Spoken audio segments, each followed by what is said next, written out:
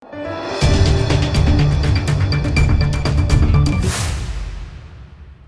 દર્શક મિત્રો, આપ જોઈ રહ્યા છો લોકમૈત્રી ન્યૂઝ. હવે જોઈએ અગત્યના સમાચાર.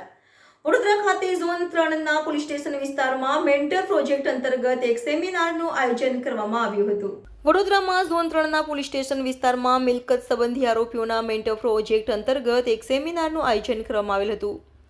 આ સેમિનારમાં મેન્ટર પ્રોજેક્ટના મિલકત સંબંધી આરોપીઓને, તેમના પરિવારના કોઈ એક સભ્યને તથા તેમના મેન્ટર પોલીસ કર્મચારીઓની ઉપસ્થિતિમાં મકરપુરા જીઆઈડીસી ઉમાકાંત હોલ, માંજલપુર વિસ્તારમાં સેમિનાર રાખવામાં આવેલો હતો. ઝોન 3 ડીસીપી અભિષેક ગુપ્તા દ્વારા ગુનાહિત પ્રવૃત્તિઓ સાથે સંકળાયેલા આરોપીઓને કઈ રીતે આ પ્રવૃત્તિઓથી દૂર રાખવા તેવી ઊંડાણપૂર્વક માહિતી પૂરી પાડવામાં આવેલ તથા સાચી દિશા બતાવવામાં આવેલી હતી. સંતો મહંતોની ઉપસ્થિતિમાં ગુનાહિત પ્રવૃત્તિ સાથે સંકળાયેલા પરિવારના સભ્યોને પણ પોલીસ અધિકારી દ્વારા સાચું માર્ગદર્શન પૂરું પાડવામાં આવેલું હતું. આ કાર્યક્રમમાં ઝોન 3માં આવતા 5 પોલીસ સ્ટેશનના પોલીસ જવાનો, પીઆઈ તથા એસપી, ડીસીપી તથા ગુનાહિત ઇતિહાસ ધરાવતા લોકો મોટી સંખ્યામાં ઉપસ્થિત રહ્યા હતા. Bureau report, Lokmaitri news, Vadodara.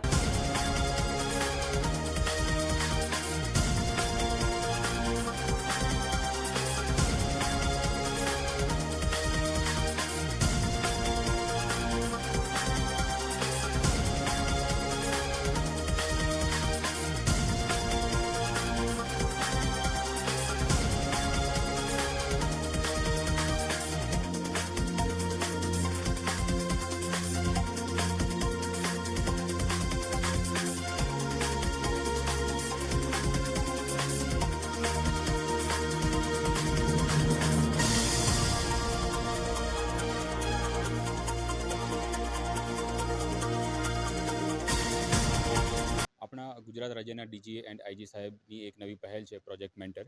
તે અનુસંધાને બરોડા સિટીના કમિશનર સાહેબ શ્રીના આગેવાની હેઠળ અને તેમના માર્ગદર્શન હેઠળ અમે ઝોન 3 લેવલમાં 5 પોલીસ સ્ટેશનમાં જેટલા પણ ગુનામાં સંકળાયેલા, ચોરીના ગુનામાં સંકળાયેલા આરોપીઓ છે તેમને એક મેન્ટર આપવામાં આવેલ છે.